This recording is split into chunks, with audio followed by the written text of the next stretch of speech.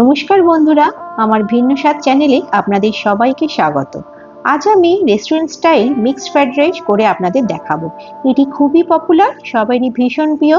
বাড়িতে গেস্ট এলে বা ছোটখাটো যে কোনো পার্টিতে এই মিক্সড ফ্রাইড রাইস বানিয়ে আপনারা কিন্তু সহজেই খাওয়াতে পারবেন। মিক্সড ফ্রাইড রাইসে চিকেন, ডিম, চিংড়ি সবই পড়ে, সেই জন্যই এটাকে মিক্সড ফ্রাইড রাইস বলে। এর জন্য প্রথমে আমি চিকেনটাকে ম্যারিনেট করে নেব। আমি এখানে 200 গ্রামের মতো চিকেন নিয়েছি। এর মধ্যে নিয়ে নেব পরিমাণ মতো নুন, হাফ চামচ গোলমরিচ আর হাফ চামচ লেবুর রস। তারপরে সেটাকে ভালো করে মিক্স করে ম্যারিনেশন করে নিতে হবে এবং এটিকে সাইড করে রেখে দিতে হবে। এরপরে একই রকম ভাবে চিংড়ি মাছটাকেও ম্যারিনেট করে নেব। 100 গ্রাম চিংড়ি মাছ নিয়ে তার মধ্যে হাফ পাতিলেবুর রস দিয়েছি, প্রয়োজন অনুসারে নুন দিয়েছি এবং হাফ গোলমরিচ গুঁড়ো নিয়েছি। একইভাবে এটাকে ভালো করে মিশিয়ে নিয়ে এটাকেও আমি সাইডে সরিয়ে রাখবো। এরপরে আমি একটি কড়াইতে 2 চামচের মতো তেল দিয়েছি এবং তাতে 3টে ডিম একসাথে দিয়ে তাতে কিছুটা নুন আর হাফ চামচ গোলমরিচ গুঁড়ো দিয়ে সেটাকে ডিমের ঝুড়ি বানিয়ে রাখবো।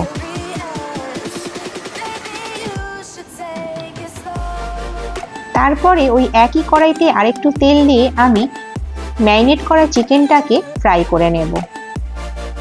এই পর্যায়ে আমি সেই চিকেনের মধ্যে দিয়ে দেবো 1 চামচ কর্নফ্লাওয়ার একটু জলে গুলে। থেকে একটি পাত্রে জল ফুটতে দিয়েছি চাল সিদ্ধ করার জন্য। জল ফুটলে তাতে দিয়ে দিলাম 2 চামচ নুন আর অর্ধেক লেবুর রস। এর ফলে সিদ্ধ চালটা একদম ঝরঝরে থাকবে এবং একটিও ভেঙে যাবে না। এরপরে আমি সেই জলে দিয়ে দিলাম আমার আগে থেকে ভিজিয়ে রাখা 300 গ্রাম জিরা কাঠি চাল। তারপরে আমি চাপা দিয়ে সেটাকে সিদ্ধ করব।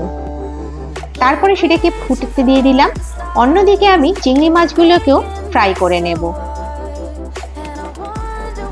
এইভাবে আমার সমস্ত আইটেমগুলো ফ্রাই করা হয়ে যাবে।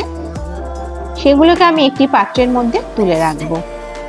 তারপরে ওই একই কড়াইতে আমি কিছুটা পরিমাণ মতো তেল নিয়ে নেব এবং 2 চামচ রসুন কুচি এবং 1 চামচ আদা ভালো করে কুচিয়ে সেটিকে হালকা করে ভেজে নেব।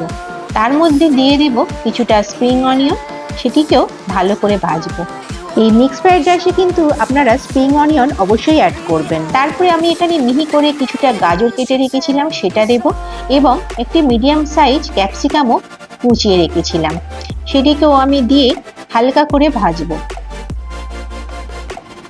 এগুলিকে কোনোটিকেই আমি বেশি ভাজবো না, তাহলে কিন্তু ক্রাঞ্চি ভাবটা চলে যাবে। অন্যদিকে রাইসটাও আমার 80% কুক হয়ে গেছে, সেটিকে আমি নামিয়ে ফ্যান ঝরিয়ে নেব। তারপরে কড়াইয়ের মধ্যে যে ফ্রাইড আইটেমগুলো আছে গাজর আর ক্যাপসিকাম, তার মধ্যে আমি সমস্ত চিংড়ি মাছ, চিকেন এবং ডিমগুলো মিশিয়ে দেব।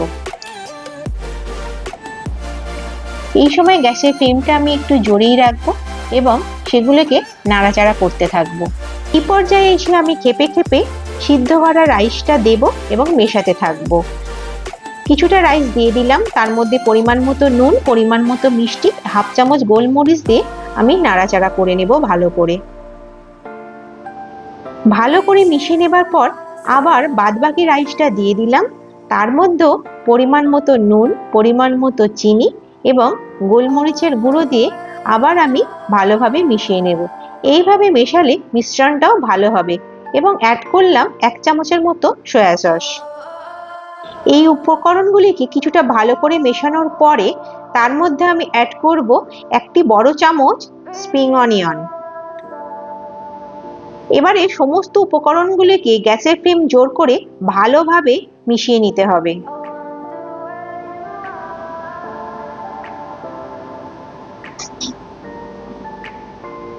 ভালো করে নাড়াচাড়া করে মিশিয়ে নেবেন এবং দেখবেন একটা খুব সুন্দর ফ্লেভার আসছে। আমাদের মিক্সড ফ্রাইড রাইস কিন্তু অলমোস্ট রেডি সার্ভ করাবার জন্য। এটি আপনারা গরম গরম যে কোনো চাইনিজ রেসিপির সাথে পরিবেশন করবেন।